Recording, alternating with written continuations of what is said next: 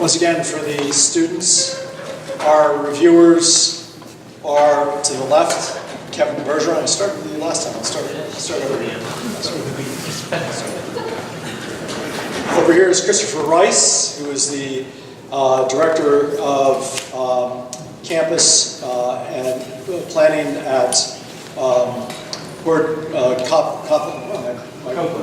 my mouth is going. I must be turning into Donald Trump. Sorry. No, it couldn't be that stupid. He's the director of the Higher Education Planning Studio at Gordon Copland.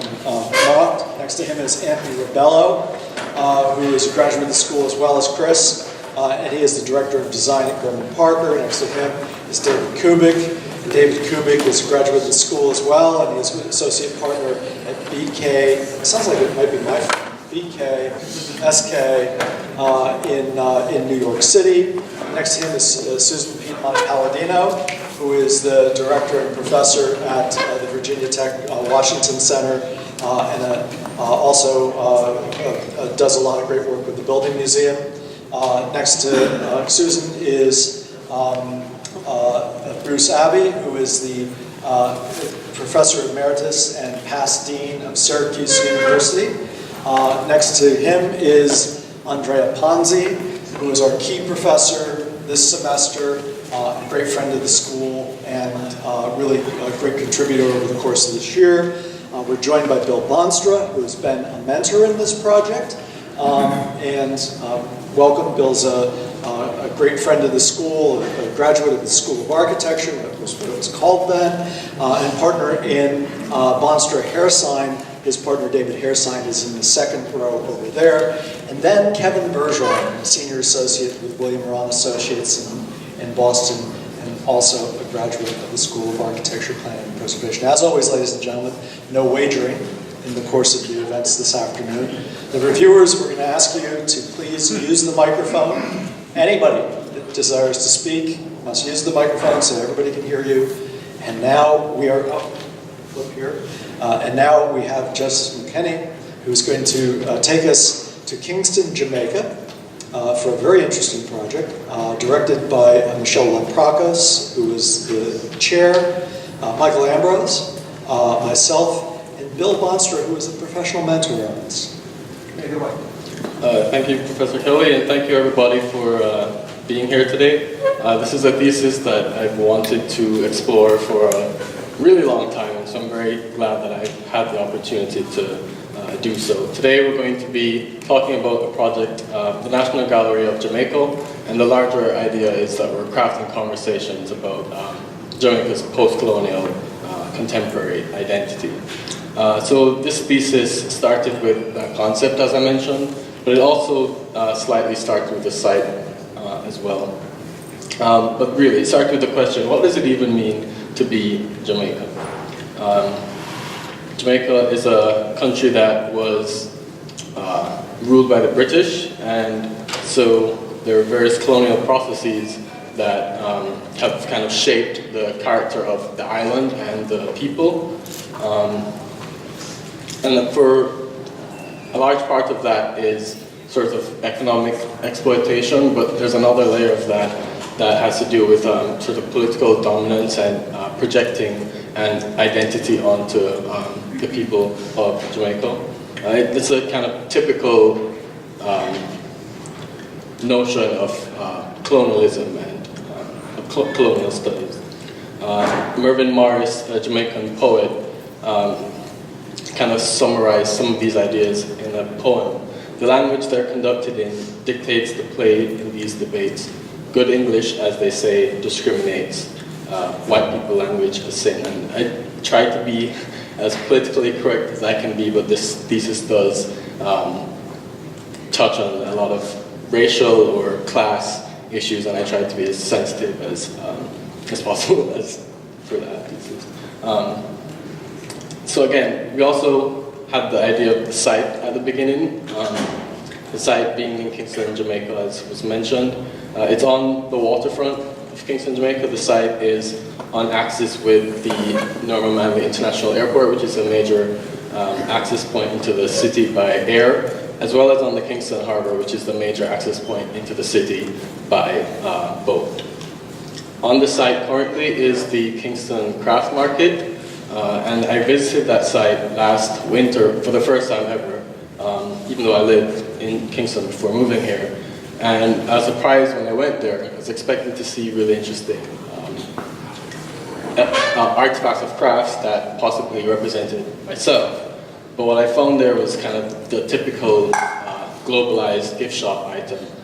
Bags, towels, backpacks with the word Jamaica plastered all over it.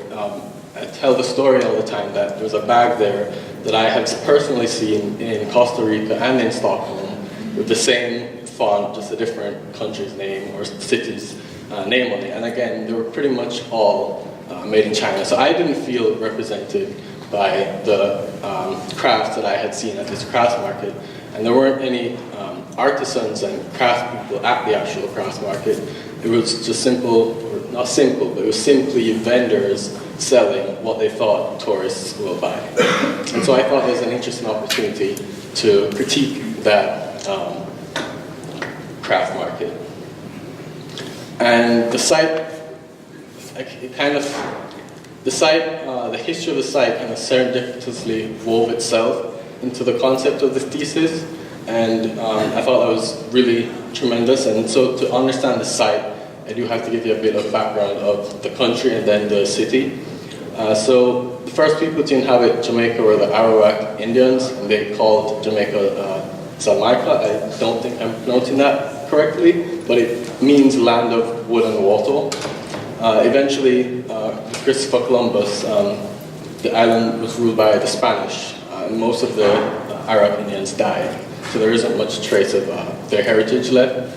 And then by 1655, the British took over rule of Kingston, of Jamaica, from the Spanish. And so for this thesis, we're largely thinking about how British colonialism has shaped the identities of Jamaican people, as well as, for architectural purposes, the urban landscape of Kingston. And so again, I have to give you a bit of the history of the city to get to the history of the site, because they're tied in kind of tremendous ways. So the city was founded as a capital city by the British in 1692, after Port Royal, the British's main port town, sank in an earthquake. And so they needed a city plan very quickly, and so the history books mention this idea of just getting a European town plan. It doesn't say French, Spanish, whatever, it just says European town plan, and they kind of built it out to quickly get their city back on track after their town sank. So this is the plan, built out in 1764, and the first major building they built was the Anglican Parish Church on the south of the square. Everything else was just houses that they kind of did everything out of. They lived in the houses, they worked in the houses, they sold out of the houses because their city burned down, sank, sorry. By 1849, the city is beginning to be built out a lot more, and interestingly, a railway system is added to the town, and this railway system really reshaped the city and also greatly impacts my site, pictured in red. In 1849, this is also the same time that there's emancipation of enslaved people and equalization of sugar duties. So prior to this, sugarcane was being processed into sugar and being exported to England and the US. But by 1850, because of the equalization of the sugar duties, the sugar cane got so expensive that they had to find other crops to export. And again, I tell you this because it feeds into the history of the site. So by 1963, this rail activity really kind of explodes and completely changes the face, the character of that waterfront, and also really changes the character of what's happening by the site.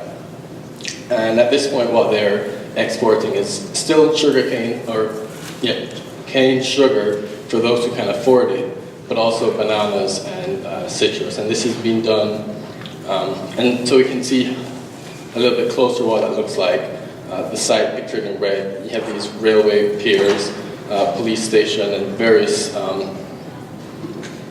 just kind of light industrial and export-oriented buildings. And one of the major players in that history is the United Fruit Company, and they were located on my actual site.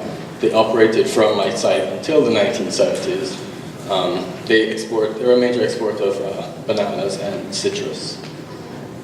Not only were they exporters of banana and citrus, they were also importers, essentially, of tourists. So through the banana boat, as my grandmother called it, and I had no idea what she meant until I did this thesis, Jamaicans could actually go out to other countries for a cheaper rate, I guess, on these banana boats, and tourists could come in to the island as well. And a lot of this happened through my site, which again, I did not expect when I started this thesis. It just greatly added to the richness of the thesis, because this idea that outsiders, or at least colonizers, projected an identity onto local people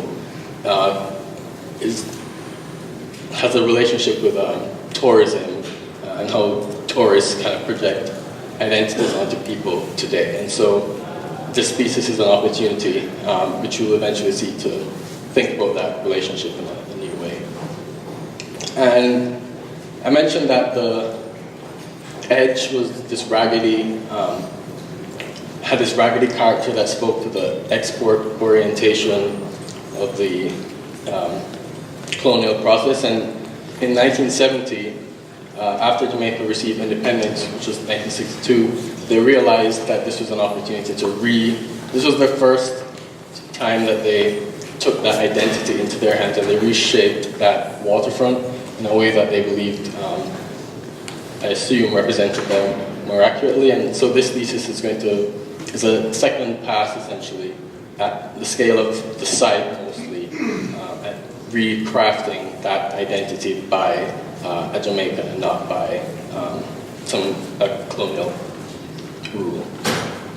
Just to quickly point you to, and so today there's a second pass at this recreation of the waterfront by the Jamaican government. I wish I had a better resolution image, but this is what they put out there, unfortunately. But they're planning essentially a sort of festival marketplace, as they call it. And again, an important part is that they're bringing back this idea of tourism to Kingston, because right now we don't really get cruise ships. The nicer beaches are on the north coast, this is the south coast. So in this case, they're hedging the bets that the tourists will be interested in the cultural aspects of Kingston, because Kingston's more of that cultural part of the country rather than the beachy part. But the point is, they're bringing tourists back, and they're bringing them back through my site, which is an interesting replaying of history and an interesting opportunity to rewrite that relationship with the outsider. To quickly tell you about the site today, as I mentioned, it's located on the Kingston waterfront. Most people in the downtown is mostly a commercial part of the city. Most people travel from outside in during the day, and then they leave in the evening, so there's not much in the sense of living immediately on the site. There's a primary street which was from 1692, the King Street, that defines the central part of the city, and this site sits a couple blocks west of that on a street that's far less defined, but connects the waterfront to the main market, food market in the city. And also this site, again, sits on that waterfront. It is a face, or is a part of the face of Kingston, and so it's an opportunity to think about what that face of Kingston could really look like. To quickly talk about some of the uses around the site, to the west of the site, it's largely industrial, remnants of the export-import activity. So there's fisheries, distributors, warehouses, and to the east, it's more of that commercial bit. And again, this idea that the fragmented nature of the site is apparent looking at a space-positive drawing of the site. And so the program. John McLeod, a professor of post-colonial studies and diaspora literature, has this idea that artists have this ability to synthesize issues of identity into the works that they make. And so I think for exploring ideas of identity, artists are an important part of the program, and the work that they do is important.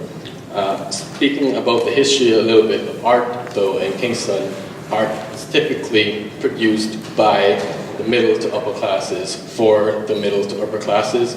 And so I think it's an interesting opportunity. And that changed during the nationalist movement of the 1940s and has been changing more recently as a lot more Jamaican artists are educated locally rather than abroad. But again, this thesis is an opportunity for art to reach more than just the middle and upper classes, but to reach everybody. And so I think what's important for this thesis is to understand that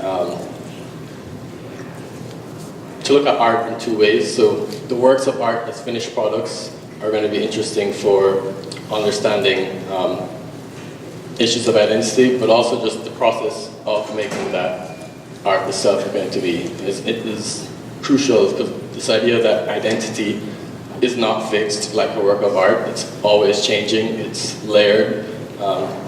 So the idea of just doing is also important, and this idea of an unfinished work is important. And so we're collaging the process and the product of making art to stimulate conversations about identity. And that was influenced by a trip to the torpedo factory in Alexandria, Virginia, where you go inside and you can speak to the artists and you can speak to them about their work. And the conversations you're having with the artists can influence their work.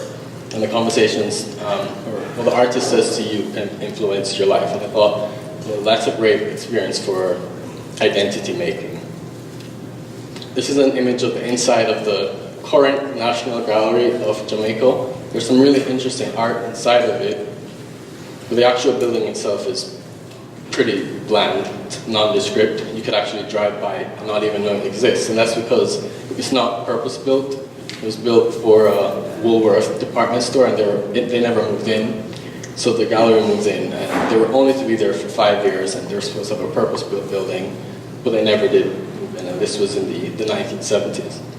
So I spoke to the director of the gallery, and she is looking for a purpose-built building, so this thesis comes at the right time. And so we can start to think a little bit about the architecture.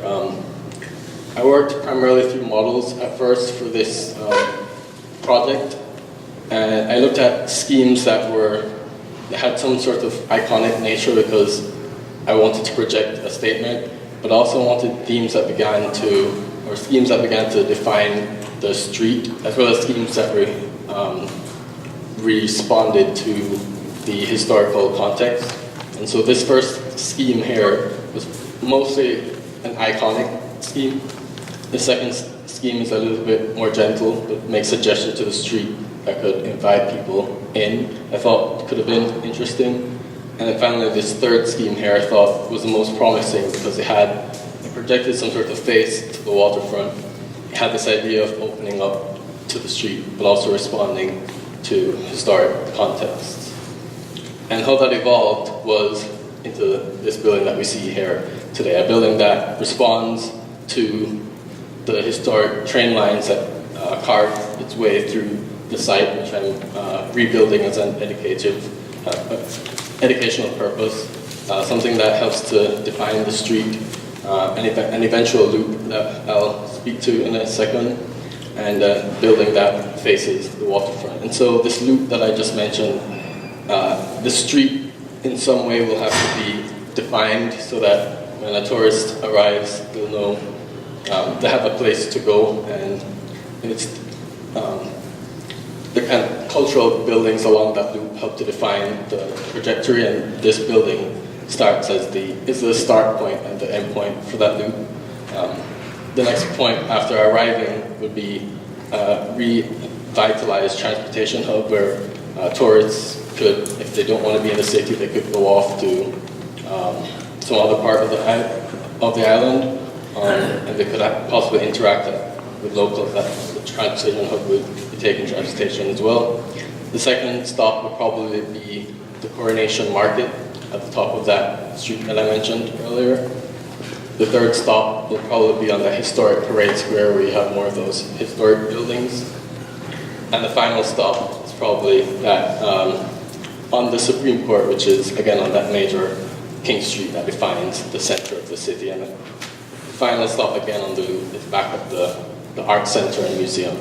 And so this building, this idea of the National Gallery happens within the building, but also happens as a gallery of the on the city scale. And so I wanted to use the boards just to talk about the kind of big ideas and then open up the floor for discussion. So I mentioned that this is a National Gallery that sets up a loop for an exhibit of the identity of Kingston, Jamaica. But how the building comes together is that you have the galleries, the rotating galleries in these kind of special boxes facing the west of the site, which is facing the historic railroad. And you have essentially a bar building defining the street that has the potentially of the museum spaces, but also some of the permanent galleries. And it's in between those two elements and the sort of interstitial space, I guess, made by having those two elements of building have a relationship with each other, that that conversations will happen. It's in that sort of mixing space that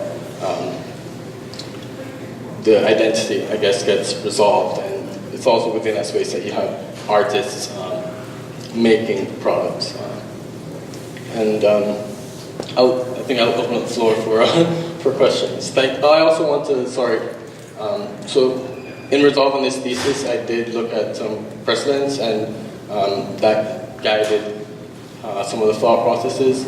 So I would like to recognize that I did look at Cape Branley by Jean Nouvel, I looked at John Haydick, and Peter Stevenson. But besides thanking them, I want to thank again my committee. I want to thank Professor Lamprafos, Stephen Hurt from last semester, Brian Kelly. I'd like to thank Bill Bonstra. I'd like to thank David Hairsign and everybody at Bonstra Hairsign who had a say in helping me to get all my thoughts together. And I'd especially like to thank my classmates and just the school, essentially, for their support in this project. So, thank you. Yes. Open the floor. Can you walk us through the building? Walk us through the site of the building? I was worried I was losing you guys. Sure. Yeah. I'd like to hear a little bit about the process of developing custom design. Okay. So on the ground floor, we have, facing the street, the artist teaching studios, and I thought having the artists face the street invites the opportunity for, at the torpedo factory, for people to come in and have conversations with the artists. There's also a glass piece on the inside that they have a relationship with this central workspace in here. On that ground floor as well, there are a few free public galleries because we are essentially collaging together an art center, which is for-profit, and a museum, which is not-for-profit, so they need to be kind of distinct. So there's free galleries on the ground floor, which would not be run at the museum. And on the upper floor, we have the beginnings of the museum, which is gallery spaces in those special boxes, exhibition prep. The art studio spaces are double height, so when you're within the gallery on the second floor, you can look down into the artist workspaces. Third and fourth floor are galleries as well, rotating galleries on the west, permanent galleries on the right, which hardly changed, adding to that fixed nature of the bar building. And then finally on the fifth floor, we have a library conservation lab and accessible storage. And so this idea that you can, even the processes of the museum itself are a bit on display. So the exhibition room, the exhibition preparation room, the storage, the conservation, you can access that as part of the exhibit of the museum. An arrival, sure. If everybody arrives at essentially one main place, and that's the south facing the sea, which is pictured here in the aerial. The idea, I thought from all the models that I studied, from the drawings that I did, I kept going back to that southern face being entry for some reason. I think it really just wanted to be there until, to answer your question, entry is on the south.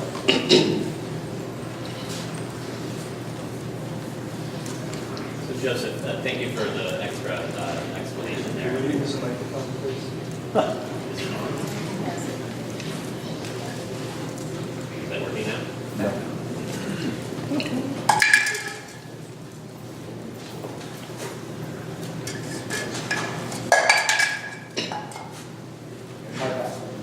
I can speak up. I want to commend you for a really well put together project. I appreciate the sort of breadth of your explanation, the clarity of your explanation of the ideas and the history that went into this. But also, what I see here is a building that comes to life. You've developed the facades with a sense of materiality and with the vibrant color, and the interiors as well come to life with a sense, maybe there's more you can do in terms of developing it even further. There's a sense of structure and a sense of materiality, but there's a clear sense of vision, articulation, and careful development, and pretty thorough development of both the facades, the east elevation in particular, with its fenestration of different patterns and window sizes. It's kind of terrific project. I would like to hear a little bit more about, and I also want to talk a little bit about your use of models. I know I've come to be a strong believer in models as a way to clarify kind of ideas and analyze forms, getting a real sense of proportion and height.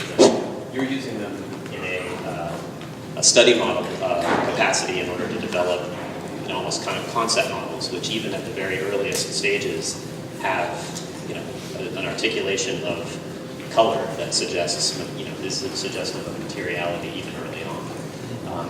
I wonder if, as you proceed through and deeper into the design, if those models might continue to inform you, and you may think of trying to kind of embody that even more strongly in your design approach as you kind of move forward to really let them get bigger, let them inform what the actual building feels like. But I think that they have helped you clarify the ideas that you're trying for in your project. And one other thing I think is really interesting is when I could question the formal difference between the temporary galleries and the permanent galleries. What is the real difference? What does it really mean to go across that open space and into the individual galleries, and why are those objectified where the permanent galleries are kind of built into this long bar across the project? But what I like is the mixing program, and this idea that you have of being able to see the work happen and let that work happen in the atrium. It's not just this big museum atrium, but it's the place where the work happens. And you've then mixed that. Sometimes the galleries are in the long bar, sometimes the workspaces are in the long bar, but I really like the complexity of that. Thank you.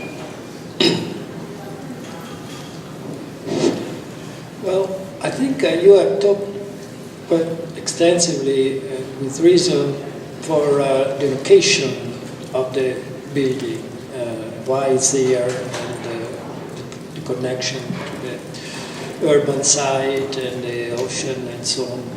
But I don't think you have talked about is there any architectural heritage, for example, in Jamaica, which you may have, be for inspiration for you? Or this is a form that just come out from a sensation of the waves of the ocean, or on one side and the urban side on the other. I mean, I can interpret on my own, but I think the explanation from the designer is important to understand why those buildings are subdivided into little blocks, for example. It reminds me of a museum by Jean Nouvel in Paris, when, I can't remember the name, but it's made of this, and there is a reason for that subdivision, because it's different anthropological areas and so on. Here, we have just to, think about what, for example, the passage from one gallery to another, it looks quite complex, for example. Not much on the bar building, but on the other one. So you come in, and then you have to come back out. Then you'll be an out. So I like the scheme, the general concept. I think it's a good idea, this atrium-like, that somehow connect. But the symbolic element, and the circulatory, the passages from one area to the other, they're very important in a museum. A museum is like a path, basically. You have to address the people through it, and there is a story, a narration that goes through that. I think you should talk a little bit more about that, but I don't know, maybe other people may also have something more to say. For example, the wave, it's a dangerous shape in many cases. It could be beautiful, very difficult to handle, because it's an easy way to transmit the idea of nature flowing and so on. But I'd like to get more of your explanation about this formal that you choose, formal solution that you select. Would you like me to respond? Sure. So I think I took an early decision in this thesis that I'm not sure how you'll respond, but I didn't want to start with vernacular and build upon that. I really wanted somehow to start from scratch based on my training as an architecture student and my experience of living in Kingston, because I have to be careful what I say. Everything that kind of comes before is, I guess, tinged with some sort of bias in the sense of the person who makes it. And so I think for this to be my understanding, I have to start kind of from scratch. And so I thought the models were helpful because they were abstract enough that what I produced based on the models wasn't relating to some sort of vernacular, if that makes sense. Well, I got a couple of comments. One, we've been looking for models all day, and I'm so glad to see the models, and not that they're just there as show. I think looking at the sort of lower band of your process and the models give me high confidence that what we're looking at here, if you had, which you're not, another semester, the sort of, the kind of curve as a, and don't take this too personally, as a off-the-rack gesture of soft side, hard side. You might reconsider that a semester from now, but it's clear that you thought about several other strategies of basically how to deal with a building that has two fronts. Yeah. And that's a great problem. It's really hard to have a building that has two fronts. And actually you have a third front because you don't enter from either of them, which is a really interesting challenge. I'm really fascinated by what's right in front of me, which is one reason I sat here. It looks like you actually used collage of existing buildings and cut them up and put them together. And that's a classic sort of Frankenstein methodology of getting a sense of scale and getting a sense of how would I disassemble a building and put it back together. It's a great method, and I'm really happy to see it. I'm happy to see that you're an omnivore in terms of how you work, hand drawing, computer drawing. So a couple of thoughts about the building and the dilemma of post-colonial identity and how that informs your architecture. And that's in a sense of a thesis that will last your entire life. That's a thesis that will last your entire life. So I'm curious about the lack of overt strategies to deal with the environment. In a sense, the origin of most vernacular architecture is dealing with the available technology, available resources in this situation. And so when I see the great south entrance, and I think it's fascinating to bring everyone down to the water and then ask them to turn around and go into the building. I think that's more poetic than you gave it credit for, so I think that's fantastic. But then I look at how that glass wall presents itself, and it looks like a typical glass wall, instead of a glass wall that has the kind of depth or complexity or exterior shading or something that says, I know where I am on the planet, and that this is bright, and you've got a lot of reflection from the water. I'm curious about the sort of ventilation scheme. I'm curious, you don't have any heating problems, I'm guessing. So the heating cycle is not a question, so you only have one to deal with. And again, those are things that, as you think about this, you might come up with, or you might have thought about them, but they didn't get into the drawings. But in general, I think it's a really extremely thoughtful project, and one of the best things that you can come up with in a thesis is something that has enough calories to keep sustaining you as you make your career. So I want to congratulate you on a really nice project. Thank you.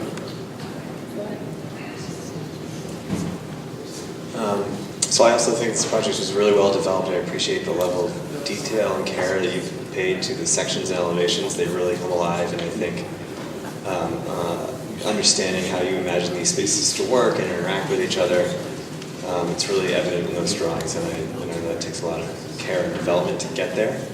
I'm curious to hear you talk about a little bit the space along what was the rail line. You take that perspective, that's your main perspective.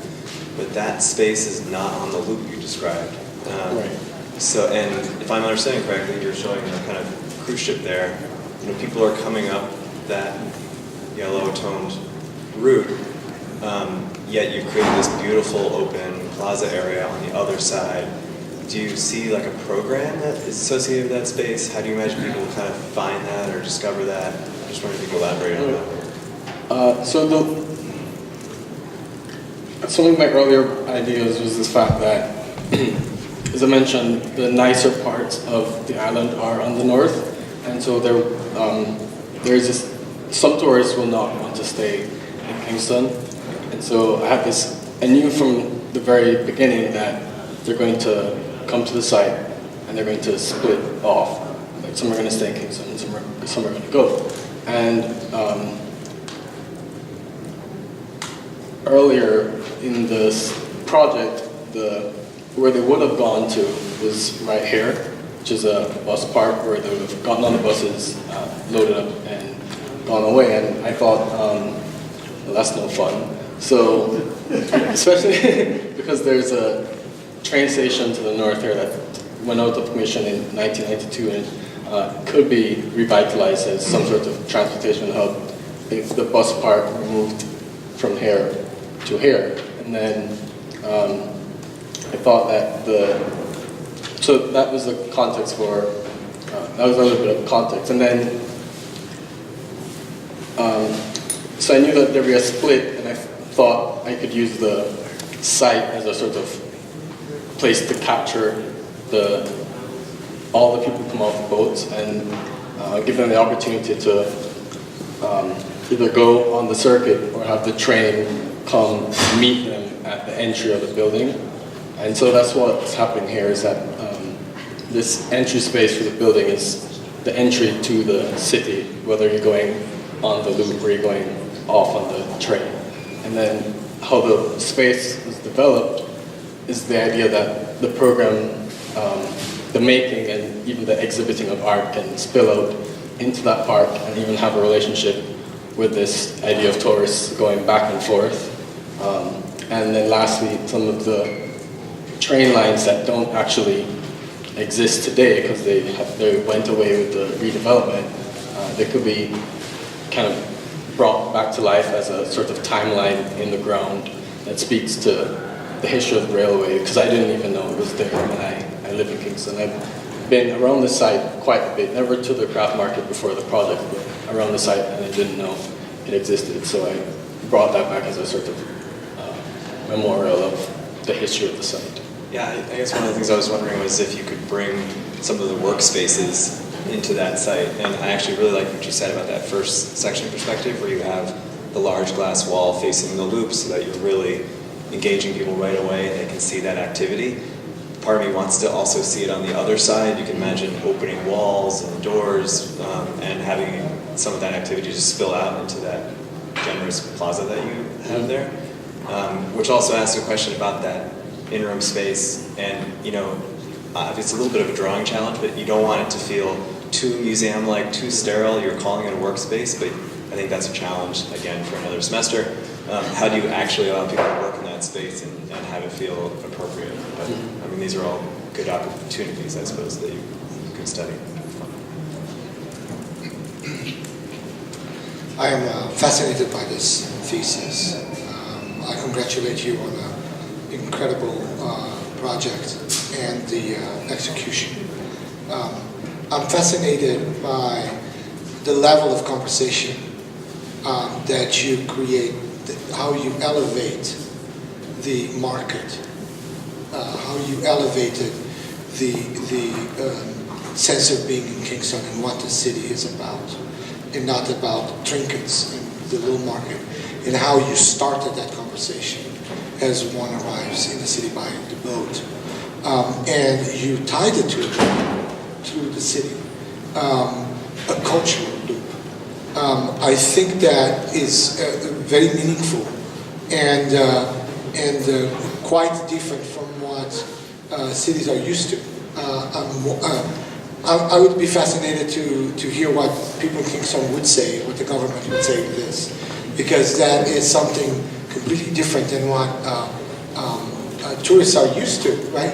That go to these places. I also find the exuberance and the serenity of the building at the same time fascinating, because on one hand you have that tying to the grid, which to me is you're tied to the history of the site. That rebellious curve to me is that breaking away and peeling that layer and saying, you know, there's a lot more here than this colonial grid that was put upon us. Your level of design, your level of exploration make this thesis for me a very special project, and I congratulate you on an awesome project. Thank you. Yeah, so the part of me that I love seeing is all the history and the diagrams of how the city grew over time. Is always fascinating. I think everybody needs to do that level of research to be able to understand their site. And you know, I can't imagine you went through the program here in Maryland and somebody at some point didn't say, "Hey, have you read Kevin Lynch's book Image of the City?" Right? Because I think the diagram that you've got of your loop and the notions of the transportation hub, the market, the parade square, the Supreme Court, those things that are highlighted in the black pieces up there is telling. And, you know, there's always that, go back and look at Lynch's book, and he talks about these specific nodes in cities that create that image of the city. And certainly your site is definitely on the highlight of those nodes. And for me, in a couple of ways, both off the street, you know, north-south, assuming north is up, which I guess it is, and then down to the southern edge street that runs into your piece that you pulled off and created this tower, right? And so it's starting to play this urban game of being the site itself in the bigger context of what I could see is maybe it's more than just a national gallery. You know, you've got the ship, you've got the rail line. Does that rail line go connect to other, can you get on the train and go elsewhere on the island, or is this? Well, the line doesn't exist now, but I imagine. But it could, okay, so imagine, I'm thinking, gee, this, maybe the name, maybe there's more to this site. Maybe it's a history museum because of all the fascinating history that went on. I want to hear that story. Maybe it's a history museum, gallery, gateway building to Kingston and Greater Jamaica, and so you've got a lot more kind of cool, interesting stuff that you could pack into this site that really becomes a node and a gateway to Greater Jamaica, and telling that story. So I find it's a lot of great work, but I think it could have been maybe titled and had more, programmatically.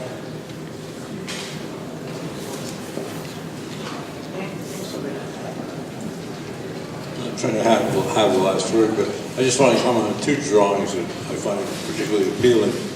One is your section, the top section, which has a kind of combination of elements and the capacity for indirect lighting into that central space, which could be really pretty nice.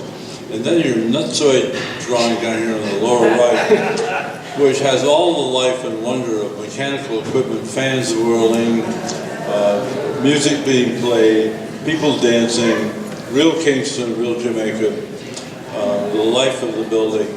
And I'd love to see that drawing in your section kind of having a little bit more to do with each other. And then the planning exercise and the location, all that's terrific. I'm not thoroughly convinced about entering the building in your ear, but I can imagine that section and that section together and then trying to figure out what a great plan would be next year. Anyway, it's terrific, but those two drawings are really superb, and I think to get at the life of what you want this project to really be for the capital. And I watched the architecture school this morning, and I tried to come in the lower doors between the various wings, and I kept seeing those building, the pieces of the building on your curve hanging on there and trying to get in between those buildings. And of course the doors would be locked because you wouldn't let people go in. And they'd have to find their way back around. So there's something a little misleading about the entry sequence. And I'm not sure what the answer is, because that's a tough solution unless you actually Meyer would open up the whole thing on the facade and present you with pieces of equipment to walk through and get in and they go left or right, which you could do, but or maybe the curve keeps on coming and embraces that public plaza space and connects to the tower. You can make it an even bigger gesture. But those two drawings are terrific. The architects make those really nice. Thank you. Joe, I admire the way you took a project that I think was intensely personal, and you really stepped back and executed it with tremendous objectivity and professionalism. And I just wanted to use this idea of personal identity and kind of national identity just to talk about one thing that's sort of intriguing but also bothering me about the building itself. And that is those 5 object buildings, which I think have their own individual identities, which could even be pushed farther. And then the rest of the building I see as a kind of national identity. And it's just kind of nagging at me that those buildings are sort of half in and half out of that wall. It's nagging at me for structural reasons, environmental reasons, a kind of identity reasons. It's like they're being subsumed into it, they're kind of pushing out. So I'm kind of curious about that. Part of their identity is out in the public realm on that plaza, which, there's been some critique about how that could have become more. And then part of their identity is kind of pushed into the building. So I just wonder if you would say a word about why the wall, why the division, etc. 2 points. to answer that question. So I got critique recently that the boxes themselves could be a little different, but also possibly not be right on center with the column grid, and I thought it was really great, but to be really quite honest, the time it would have taken to readjust everything. So I really wish I'd been able to do that.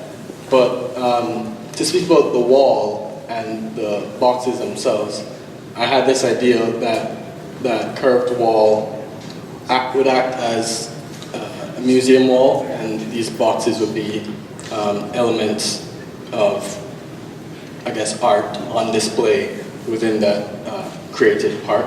And so the wall is supposed to act as a backdrop for these special volumes poking through.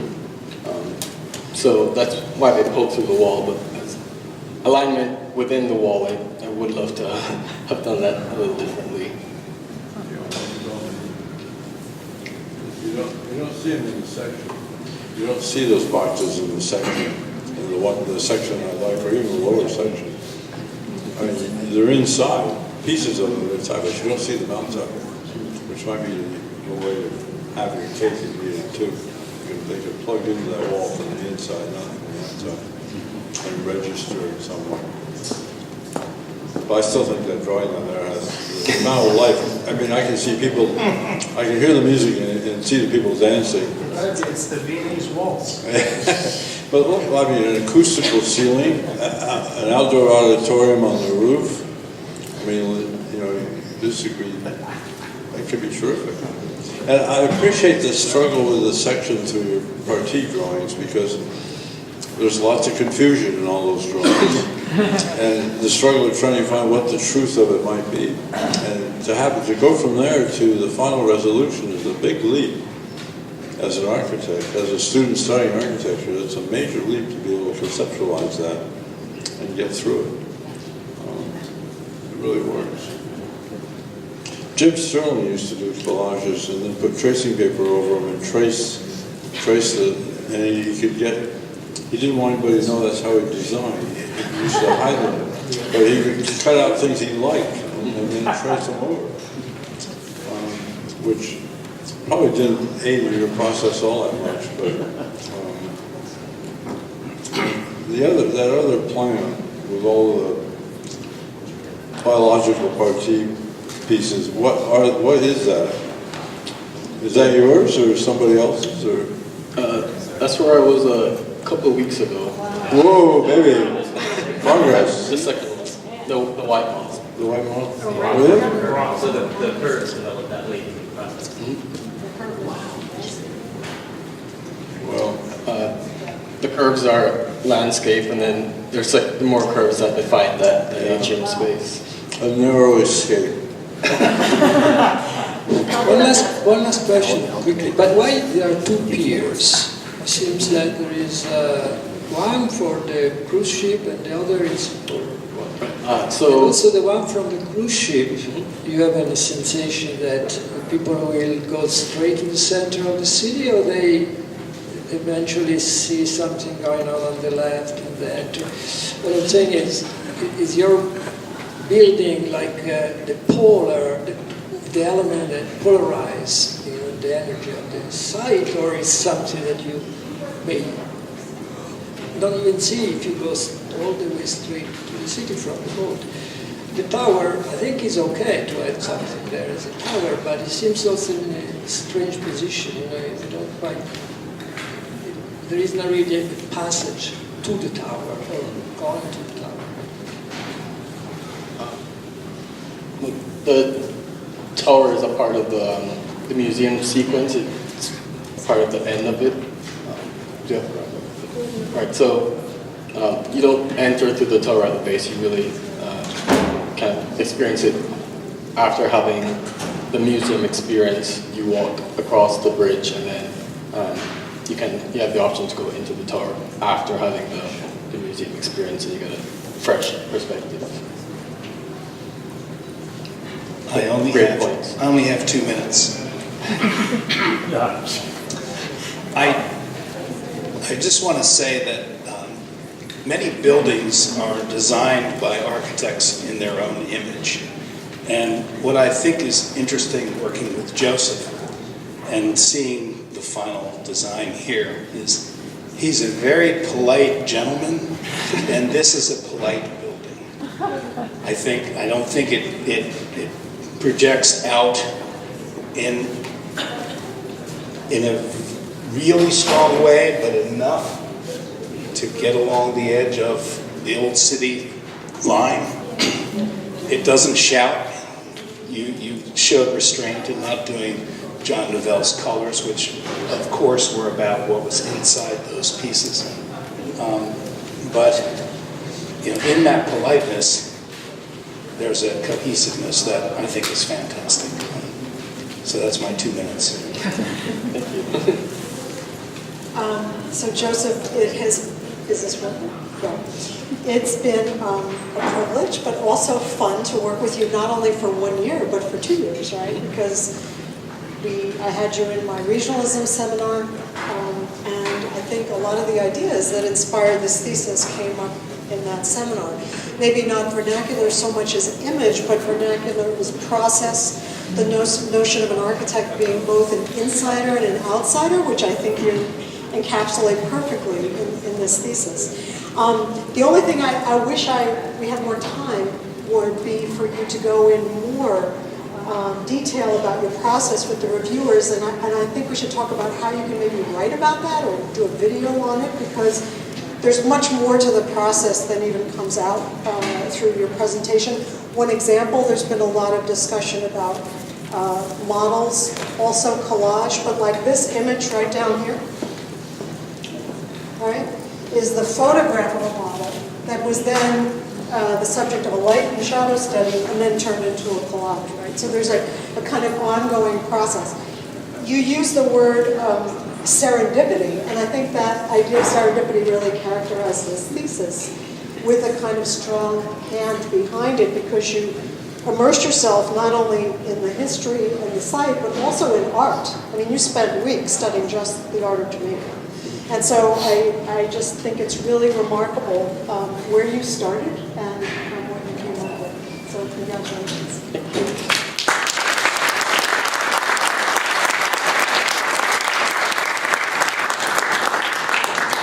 Thank you. We're going to move to the other side of this partition for the next thesis.